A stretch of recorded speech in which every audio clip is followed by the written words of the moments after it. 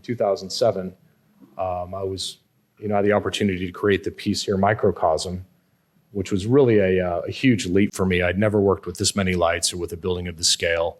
I'm very, very grateful to Kyu-Sung Woo for being so generous and giving me this opportunity to activate such a major part of his building. It's a stunning building and so elegant, and I think that, again, this piece really respects the structure. It's integrated. The color of the light was chosen to work with the limestone and to really activate that area, but done with, to express what this institution is about, the dynamic energy within. And for me, it was also a big leap in my sequencing. I had been working with much more simple sequences. At this point, things became more complex, and I began using things like a lot of physics and Newton's laws of acceleration and velocity and mass. And this was really my first kind of high definition work, even though it's not a tremendous amount of pixels compared to what you would see on your screen. It was certainly high resolution for me.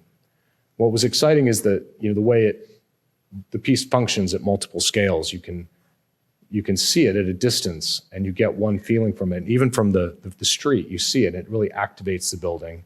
And as you approach, there's another experience, and then you can come right up to it and get below it. It was called Microcosm, and it reference to a world and having it be like almost a sort of a creation myth, and that there are these different elements which are active and suggest organic systems, things in nature with particles that are multiplying, and they're within a field, they're within this large expanse. But it's, again, firmly abstract. My work is all abstract. You'll never see an image or text in my pieces. So it's open-ended. My desire is to allow people to kind of explore it. I'm presenting some information, but it's not about, it's highly subjective. It's not a didactic thing. It's presenting something to explore and something to spend time with.